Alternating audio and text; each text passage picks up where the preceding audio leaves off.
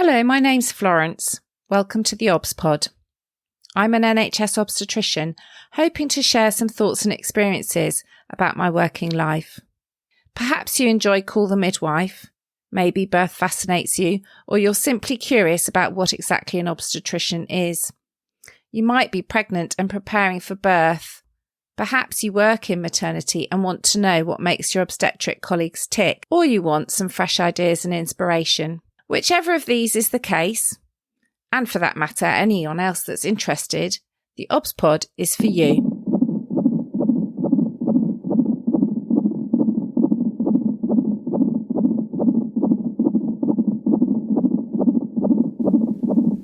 Episode 8, Motherhood Part 2.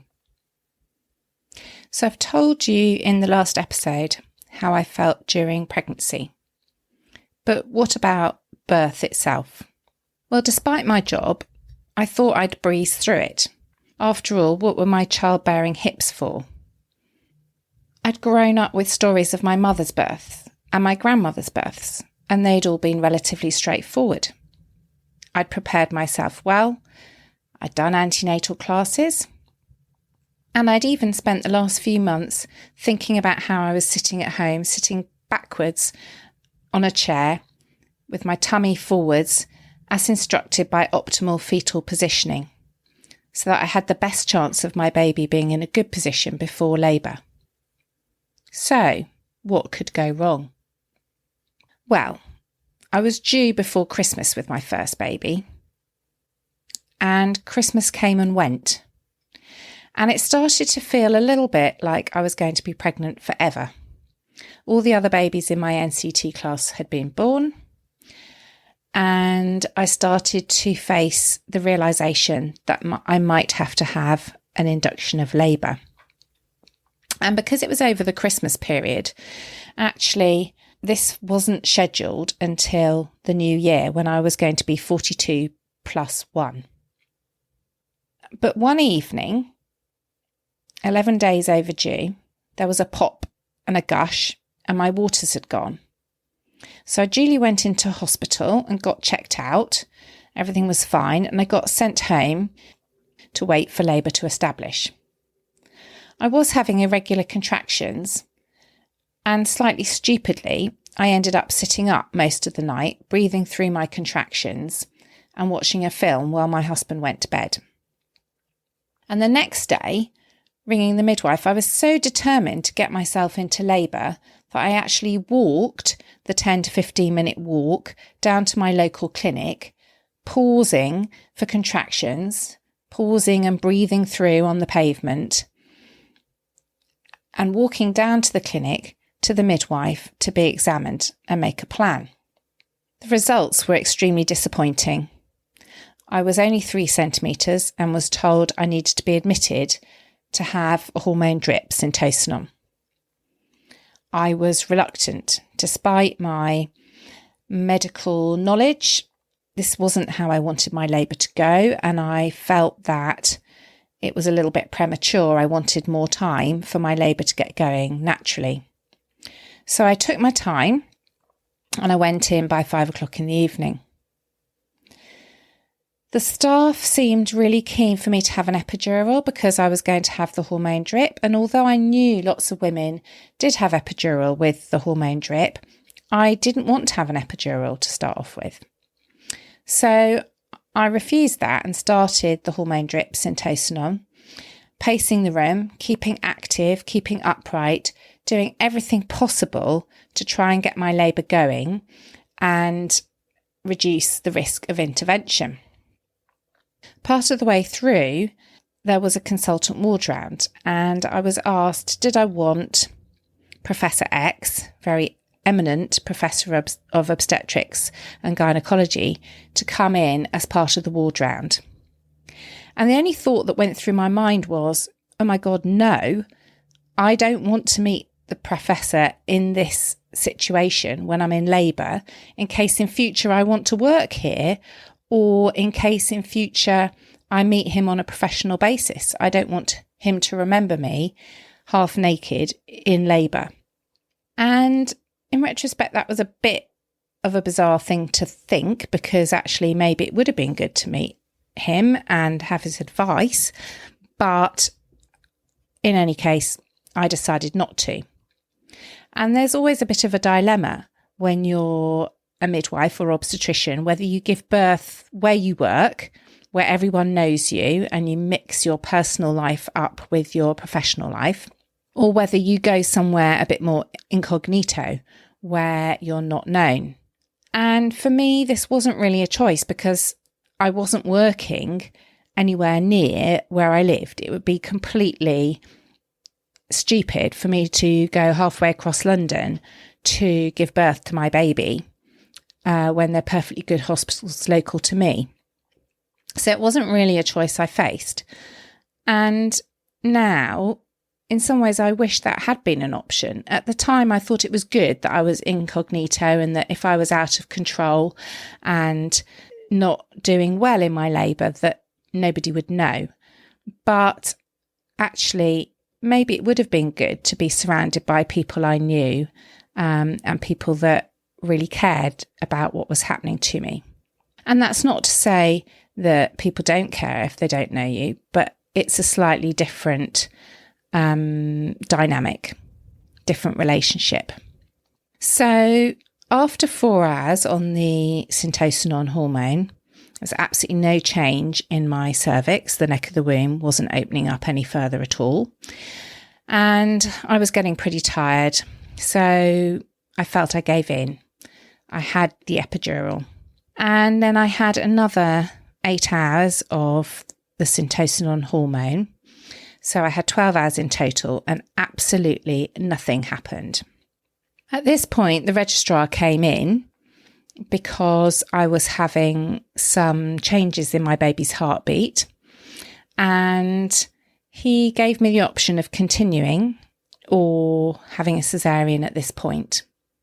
My husband was very concerned about whether this registrar was more senior than me and interrogated the registrar as to what his experience was before he decided whether he was suitable to look after me. The way the registrar talked to me about the decision was, well, you can carry on and you might get fully dilated, but your baby is in a back-to-back position. And so you could end up with quite a difficult instrumental birth, or you could have an emergency cesarean later, or you could have an emergency cesarean now. Didn't really feel like much of a choice. Really felt like cesarean was inevitable. So despite having an epidural, my epidural didn't work. So when I went into theatre, I had to undergo a spinal for the surgery. And on the operating table, although I'd been in an obstetric operating theatre a million times, it felt totally different. I felt incredibly vulnerable, laid out on the table, paralysed by the anaesthetic, surrounded by people. I felt like an object. I felt really disconnected, almost like an out-of-body experience. Didn't feel like it was happening to me. And when the baby was born, she was indeed back to back. And I just wasn't interested. She was given to my husband to hold next to me. I didn't even want to look at her. I was so exhausted and had this huge sense of failure. And I just didn't care that there was a baby at the end of it. And afterwards, as we got off the operating table and into bed, fortunately for me, the midwife tucked my baby into bed with me. She didn't ask my permission. She just put the baby onto me. And that was absolutely the best thing she could have done, because I had this sudden wash of emotion that I was a mother and that this was my baby and that I was attached to her. So I am incredibly grateful for that midwife for just doing that. Because if she'd asked me, I probably would have said no at that point, and that would have been bad. So I moved to recovery, and I was in a lot of pain. I was lying absolutely rigid with pain. And I asked if I could have some more painkillers. And I was firmly told by the midwife and then the anaesthetist that I'd had the maximum dose of painkillers and I couldn't have any more. And even though I was a doctor, I accepted what they said, and I lay scarcely daring to breathe or move because I was in such pain. And I remember watching the clock. So I watched the clock hand crawl around for half an hour because I thought that half an hour was a reasonable time at which I could ask again, because I didn't want to bother the staff. So I remember lying there in agonising pain, watching the clock crawl round. And half an hour later, I asked again. And fortunately for me, there'd been a shift change. And the midwife that came in response to my call bell immediately realised I needed more pain relief and sorted it out. And it was a tremendous sense of relief. So I had a huge sense of failure about my first birth. I cried every time I thought about it. I struggled to talk about it. I would burst into tears any time it was discussed. I had failed. My body had failed. I had failed. And I think it was the fact that it was so different from my expectations, even with all my professional knowledge. My baby cried a lot in the first few weeks. I did succeed in breastfeeding, and that was good. That made me feel a slightly better mother, the fact that that was successful. But the effect of that first birth was very profound. So in my second pregnancy, I was determined to have a VBAC, or a vaginal birth after caesarean. It was really, really important to me to try again. And I mentioned in the last episode, I had a couple of admissions to hospital, but I didn't want that to derail me. And I had agreed with my consultant that I would have a caesarean at 41 weeks if I hadn't had my baby, because of those 2 admissions I'd had with bleeding. Typically, I went overdue again, but at 40 weeks and 4 days, I was sitting in the garden in the afternoon with my toddler, and I started to contract, irregular contractions. And once again, I wanted to keep mobile. I waited. I wanted to let labour establish.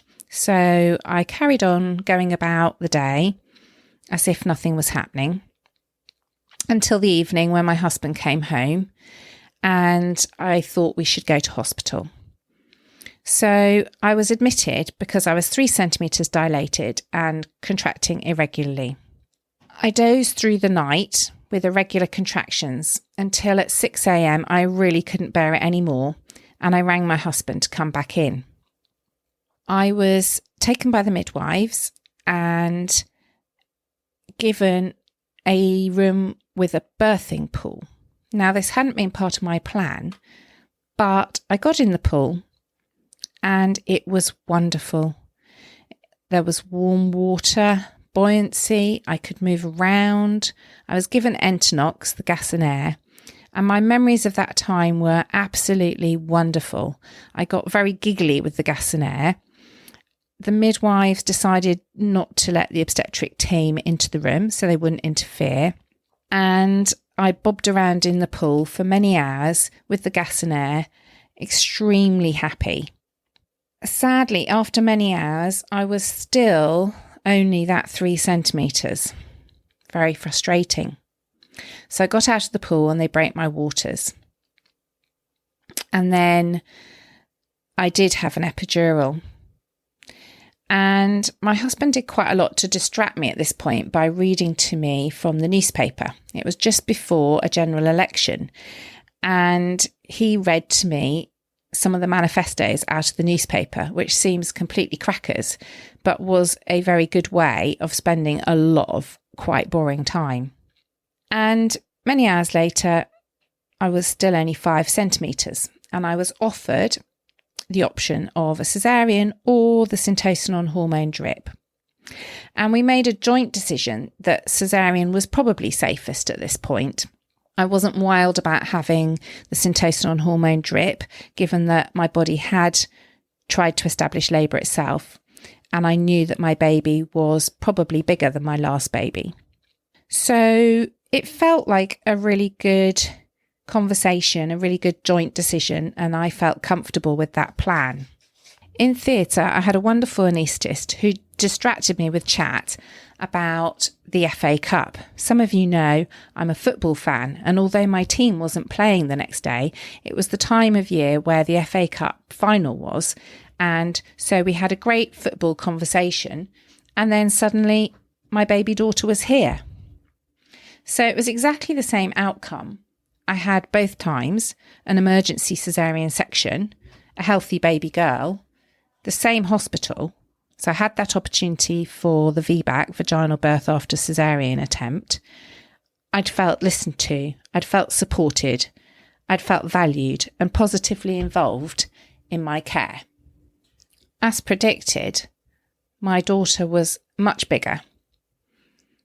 And I was disappointed, but I was so glad I'd given my body its chance.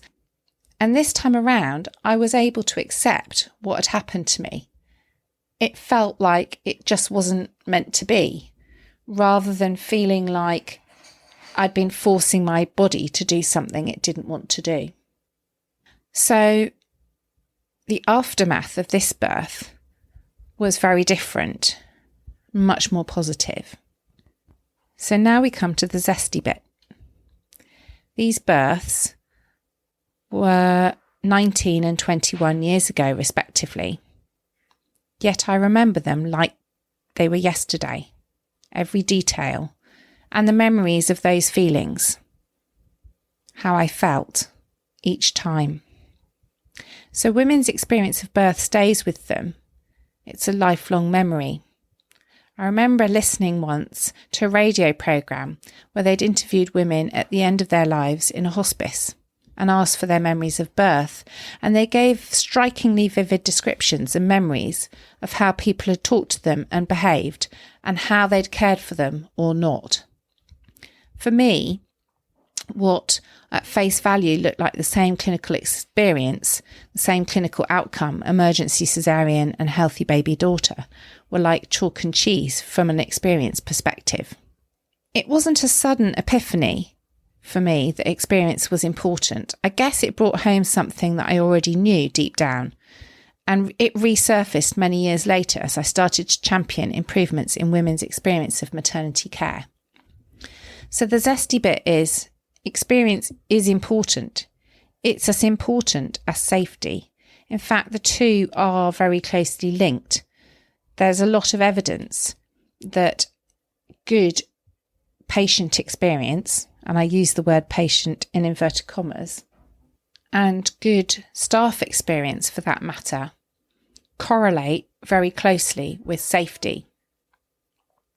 So if you're looking after women, the niceties of being kind to them, caring for them, just the general respect for them and what they're going through, listening to what they're asking you, and behaving in a compassionate way is really important.